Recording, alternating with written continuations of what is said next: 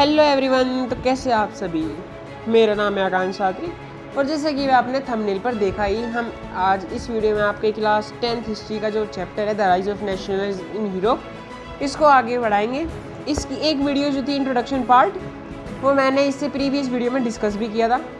आप चाहे तो उस वीडियो का लिंक मैंने आपको डिस्क्रिप्शन बॉक्स में दिया भी हुआ है, आप वहाँ पर जाकर भी इसको देख सकते हैं। और चलिए मैं मिलता हूँ आपसे, क्योंकि मेरे आसपास बहुत भयंकर युद्ध चल रहा है, तो मैं आपसे मिलूंगा नेक्स्ट वीडियो में। तो चलिए देखते हैं। देखिए, इससे प्रीवियस जो वीडियो थी उसमें मैंने क्या डिस्कस किया था, the revolution and the idea of nation.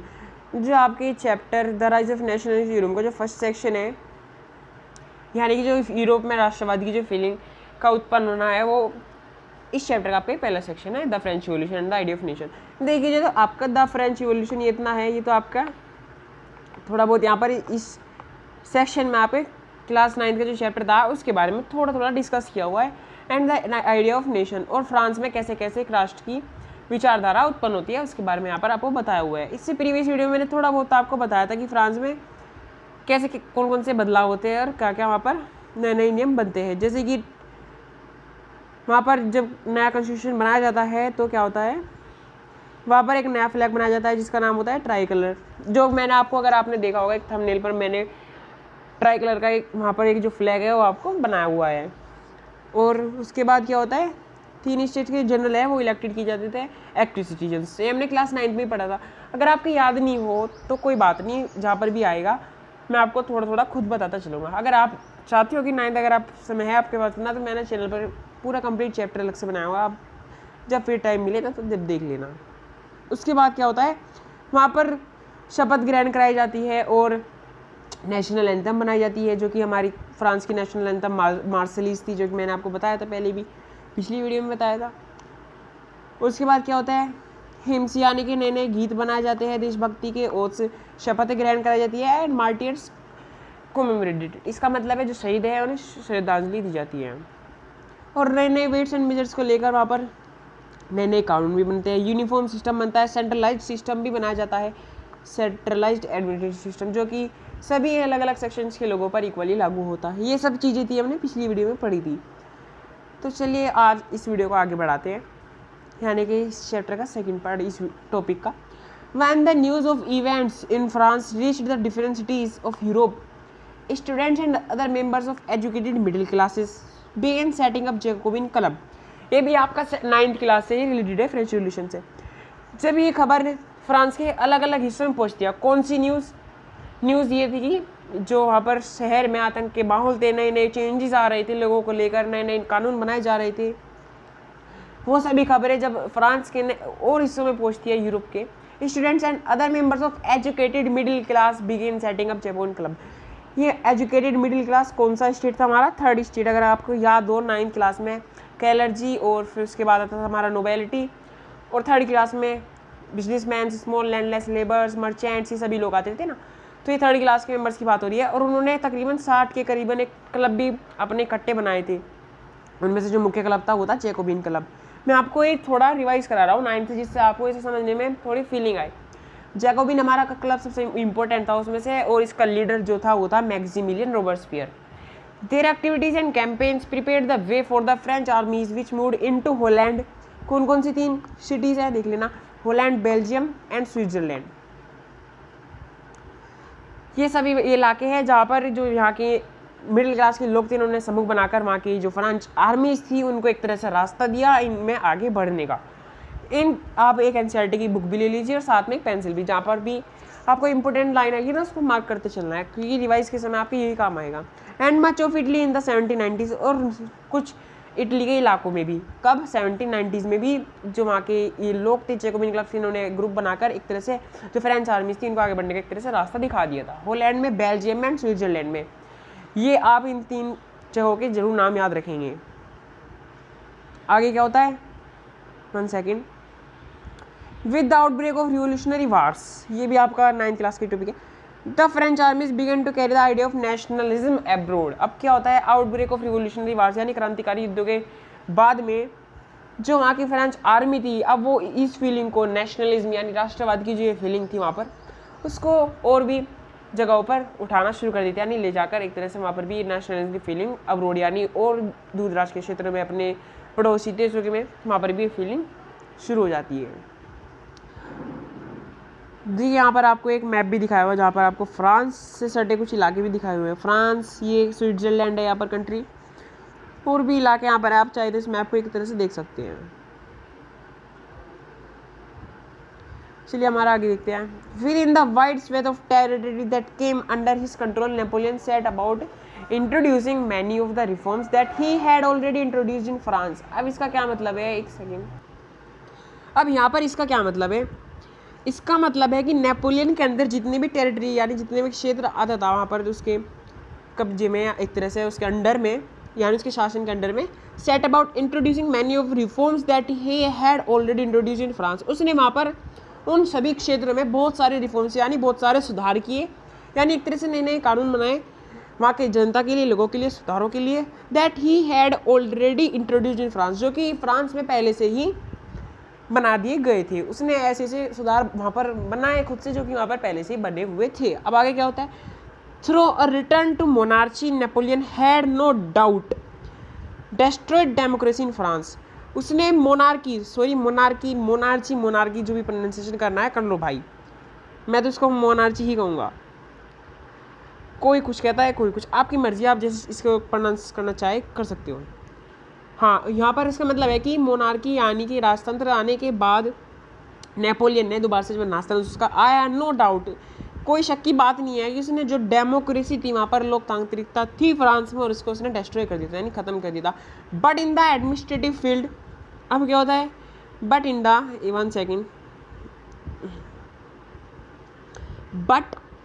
the administrative field he had incorporated revolutionary principles in order to make the whole system more rational and efficient. Administrative field यानी कि इसका मतलब है प्रशासनिक क्षेत्रों में that he had incorporated revolutionary principles, जहाँ पर इसने क्रांतिकारी सिद्धांत चलाए थे यानी लागू किए थे, in order to make the whole system more rational and efficient.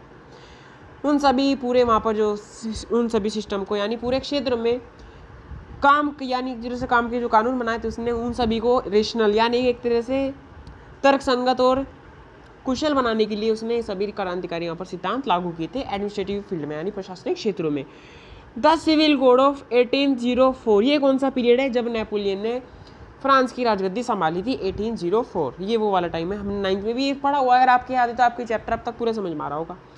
Usually known as the Napoleonic code, जो सिविल कोड ऑफ 1804 था, इसको एक तरह से नेपोलियनिक कोड भी कहा जाता है, इसे आपको अंडरलाइन कर लेना चाहिए। Did away with all privileges based on birth, establish equality before the law and secure the right to property. अब इसका क्या मतलब है, जो सिविल कोड का जो पीरियड था 1804 यानी एक तरह से Napoleon code, did away with all privileges based on birth, इसने यहाँ पर जो भी जनसिद्ध अधिकार थे, जैसे कि हमने 9th में भी अपने हिस्ट्री में पढ़ा था कि कुछ लोगों को क्या फर्स्ट 2 स्टेट्स को, जो कैलर्जी है और आपकी नोबिलिटी है, उन सभी को जनसिद्ध विशेष अधिकार होते थे, उन सभी को उसने खत्म कर दिया, 3rd स्टेट्स के लोगों को नहीं थे। इस्टेब्लिश इक्वालिटी बिफोर लॉ, सभी के लिए समान कानून बना दिए गए, and secure the right to property, और वहाँ की जो प्रॉपर्टी थी उस पर उसने उनके अधिकार बनाए, यानी एक तरह से वहाँ पर उन्होंने आम नागरिक के लिए उन्हें अपने राइट्स उपलब्ध करा दिए थे। This code was exported to the regions under French control, ये जो कोड है ये वहाँ पर फ्रांस के रीजन्स में खूब अच्छी तरह से इसने काम किया, वहाँ पर चला। इन द डच रिपब्लिक के समय, in Switzerland, in Italy and the Germany Napoleon simplified administrative divisions, abolished the feudal system and freed peasants from serfdom and manorial dues। अब क्या होता है, in the Dutch Republic, Dutch के Republic यानी गणतंत्र होने पर, in Switzerland, Italy and Germany, Napoleon simplified administrative divisions, जो नेपोलियन थे उन्होंने अपने बहुत सारे एडमिनिस्ट्रेटिव यानी प्रशासनिक क्षेत्र में एक तरह से इन सभी को इसी तरह में बांट दिया था। abolished the feudal system, जो वहाँ पर सामंती सिस्टम था, संविधान था एक तरह से, जो कि कर वसूलता था यानी कि लगान, एक तरीके से, हाँ लगान, वही आप बाद लोग देखकर जो गाने गाते हो ना वही लगान उन्हीं लगानों को देखकर उसने वहाँ पर जो लगान लिए जाते थे 3rd स्टेट्स के लोगों से, उन सभी को उसने फीडल सिस्टम जिसमें अंदर में कानून आता था उन सभी को उसने एबोलिश कर देता यानी खत्म कर देता, and the freed peasants from serfdom and manorial dues, और उसने जो वहाँ के किसान लोग थे उन्हें जन सिद्ध अधिकारों से तो जो वंचित थे उन्हें तो ठीक कराया ही था, लेकिन वहाँ पर जो उन्हें बेचारों को कर देना पड़ता था, लगान भरना पड़ता था, उन सभी को उसने हटाकर उनके मैनुअल ड्यूज जो कि वहाँ के मानवता के उनके अधिकार थे उन्हें वापस दिला दिए थे। In the towns too guild restriction were removed. और जब कस्बों में लोग रहते थे, मैंने बताया ना आपके अलग अलग हिस्सों में, वहाँ पर भी जो रेस्ट्रिक्शन थी, बंदिशें थी, उन सभी को उसने हटा दिया था। Transport and communication system were improved. Transport की और कम्युनिकेशन फैसिलिटी वहाँ पर बढ़ा दी गई ताकि जो गरीब हिस्सों में जो अनएजुकेटेड एक तरह से लोग हैं वो भी अपने जीवन को सुधार कर सके और एक तरह से कम्युनिकेशन अपना सिस्टम बेहतर कर सके, अपने तरह से व्यापार को बढ़ा सके। ये सब इसने वहाँ पर कराया हमारे नेपोलियन ने। Peasants, artisans, workers and new businessman. जो किसान थे, आर्टिशियंस थे, वर्कर्स थे, श्रमिक किसान थे, एंड न्यू बिजनेसमैन, और जो नए नए व्यापारी थे, उनका क्या होता है, enjoyed a new found freedom. वे सभी अपनी नई एक तरह से नई आज़ादी को महसूस करने लगे, क्योंकि अब जो बंदिशें थी वो तो नेपोलियन ने वहाँ पर ख़त्म कर दी थी, ट्रांसपोर्टेशन फैसिलिटी अच्छी कर दी थी और कम्युनिकेशन सिस्टम भी उसने सुधार कर दिया था। तो एक तरह से उन सभी के लिए तो वो नई आज़ादी के तौर पर ही था, क्योंकि उन्होंने इससे इन सभी चीज़ों का आनंद तो पहले कभी लिया ही नहीं था, तो एक तरह से आज़ादी हुई ना। ठीक है, अब क्या होता है, businessman and small scale producers of goods. जो बिजनेसमैन थे, व्यापारी थे, और स्मॉल स्केल प्रोड्यूसर्स थे, कम संख्या में एक तरह से कम उत्पत्ति करने वाले पीपल थे, यानी गुड्स चीज़ों को बनाने वाले लोग थे वहाँ पर। In particular begin to realise that uniform laws, standardised weights measures and a common national currency would facilitate the movement and exchange of goods and capital from one region to another. बहुत बड़ा para था। अब क्या होता है, अब जो business managers producers है वो सभी क्या करते हैं, अब रियलाइज करना शुरू कर देते हैं कि यूनिफॉर्म लॉज यानी एक तरह से समान कानून को वो अपना महसूस करना शुरू कर देते हैं। स्टैंडर्डाइज्ड वेट्स, जो कि नेपोलियन ने स्टैंडर्डाइज्ड वेट्स बना देता है, मेजर्स, यानी एक तरह से इसने जो सामान हम बेचते हैं उन सभी पर एक तरह से नियमित कानून बना देता है, यानी इस पर इतना टैक्स, इतना इस पर इंपोर्ट एक्सपोर्ट का, ये सभी वहाँ पर कानून बना दिए थे उसने लोगों के लिए। And a common national currency, और एक ही करेंसी बना दी थी जो पूरे राष्ट्र में लागू होगी। जैसे कि आपने इंडिया का भी एक एग्जांपल ले सकते हो, अगर हम भी जब कोई भी कंट्री अगर फ्रीडम पाती है यानी आज़ाद होती है तो उसके वहाँ पर सभी एक तरह से लोकतांत्रिक चीज़ों में कानून बदलाव आते ही है। Would facilitate the movement and exchange of goods and capital from one region to another. हाँ, और यही वही ट्रांसपोर्टेशन की बात है, यानी कि जो ये स्मॉल स्केल प्रोड्यूसर्स थे ये अपनी चीज़ों को एक जगह से दूसरी जगह एक्सचेंज करा सकते थे उसी एक करेंसी से, और फैसिलिटेट करा सकते थे अपने प्रोडक्ट्स को अपने इलाके में भी और दूर के क्षेत्रों में भी। चलिए, तो अब हमारा एक पैरा रह गया है, इसको भी फटाफट से देख लेते हैं। चलिए देखते हैं। However, in the areas conquered, the reactions of the local population to French rules were mixed. हालांकि स्वतंत्र इन द एरियाज कन्क्वर्ड, जीते हुए इलाकों में जो the reactions of local populations to French rule were mixed. जो वहाँ के लोकल नागरिक थे, लोकल जनता थी इलाकों में, वहाँ पर लोग रहते थे, उनके फ्रेंच जो गवर्नमेंट नई बनी थी उसके लिए कुछ मिक्स रिएक्शन थे, यानी कुछ को ये अच्छा लग रहा था, जो कुछ लोग थे यानी कुछ वर्ग के लोग थे वहाँ पर, और कुछ को ये उनके लिए उनके फ़ायदे के यानी एक तरह से उनके विपरीत लग रहा था। होता है ना, अपोजिशन पार्टी और रूलिंग पार्टी की तरह से, वही वहाँ पर कुछ लोग सहमत थे तो कुछ असहमत थे। Initially in many places such as Holland and Switzerland as well as in certain cities like Brussels, Mainz, Milan and Warsaw, the French armies were welcome as harbingers of liberty. इसका क्या मतलब है? शुरुआत में in many places such as Holland, यानी शुरुआत में जैसे कि स्विट्जरलैंड हो गया, होलैंड हो गया, इन जगहों पर, as well as in certain cities like Brussels, हालांकि और क्षेत्र में भी जैसे कि Brussels, Mainz, Milan and Warsaw, the French armies were welcomed as harbingers of liberty. जो फ्रांस की फ्रेंच की सेना थी उनका स्वागत हार्बिंगर्स ऑफ लिबर्टी के तौर पर होने लगा। इसका क्या मतलब है? पेंसिल लीजिए और इसका मतलब लिखिए। इसका मतलब है एक तरह से स्वतंत्रता का तोहफे देने वाले जो लोग होते हैं ना, उस तरह से इनका स्वागत होने लगा, यानी एक तरह से इनको ऐसा लगने लगा कि हमें ये आर्मी स्वतंत्रता दिला रही है, तो उनका स्वागत बड़े ही जोर शोर से वहाँ पर होने लगा। लेकिन but the initially enthusiasm soon turned to hostility as it became clear that the new administrative arrangement did not go hand in hand with political freedom, but initially enthusiasm, लेकिन जो शुरुआती उत्साह था soon turned to hostility, वो जल्दी ही hostility में बदल गया। हॉस्टिलिटी का मतलब है अब आप हॉस्पिटल में जाने वाले हो, अरे नहीं, हॉस्टिलिटी का मतलब होता है दुश्मनी। हाँ, जो शुरुआत का एंथुसियाज्म था यानी उत्साह था वो दुश्मनी में बदल गया। As it became clear that the new administrative arrangements, जब ये साफ हो गया कि जो नया एडमिनिस्ट्रेटिव अरेंजमेंट्स है यानी कि प्रशासनिक अरेंजमेंट्स बनाए गए हैं did not go hand in hand with political freedom, जब उन्हें यह विश्वास हो गया कि ये जो प्रशासनिक काम कार्यकाल बनाए गए हैं, नियम बनाए गए हैं, वो पॉलिटिकल फ्रीडम यानी कि राजनीतिक आज़ादी के अनुरूप नहीं है, तो उन्हें ये विश्वास हो गया। इस वजह से जो शुरुआती उत्साह था वे बड़े ही हार्बिंगर्स ऑफ लिबर्टी, वहाँ पर आदमी का स्वागत हो रहा था, वो दुश्मनी में बदल गया। अब दुश्मनी में बदल गया तो हॉस्पिटल तो जाना ही पड़ेगा ना भाई। तो अब क्या होता है, इंक्रीज टैक्सेशन, क्योंकि ऐसा क्यों हुआ, दुश्मनी में क्यों बदला, उसका रीजन यहाँ पर आपको दिया हुआ है। इंक्रीज टैक्सेशन, सेंसरशिप, जहाँ पर लगान थे, हाँ यही लगान वाली मूवी आपको जरूर देखनी चाहिए क्योंकि पूरे चैप्टर में डिस्कशन है।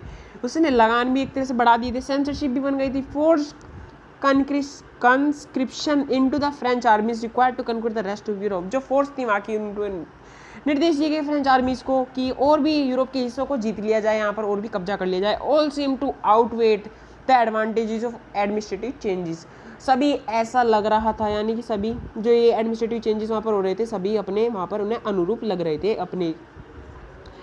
अपने हितों के, जिस वजह से जो फ्रेंच आर्मीज थी हार्बिंगर्स ऑफ लिबर्टी थी वो हॉस्टिलिटी में बदल गए, यानी दुश्मनी में वहाँ पर बदल गए।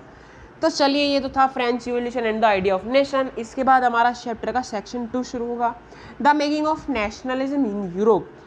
अब नेशनलिज्म की यूरोप में शुरुआत कैसे होती है, अभी तक तो हमने वहाँ पर चेंजेस पढ़े यूरोप में नेशनलिज्म बनने के लिए, लेकिन अब बनता कैसे है हम इससे नेक्स्ट वीडियो में ये जरूर देखेंगे। अगर आपसे मेरा इतनी रिक्वेस्ट है कि आप ये खुद से पढ़ लीजिए 5 मिनट, आपको पूरा समझ में आ जाएगा। कोई भी डाउट हो तो कमेंट बॉक्स में जरूर पूछिएगा, बाकी की डिटेल्स मैंने आपको डिस्क्रिप्शन बॉक्स में भी दी हुई है। तो चलिए आप इसे खुद से रिवाइज करते रहिए, मैं मिलूंगा आपसे नेक्स्ट वीडियो में, तब तक के लिए ऑल द बेस्ट।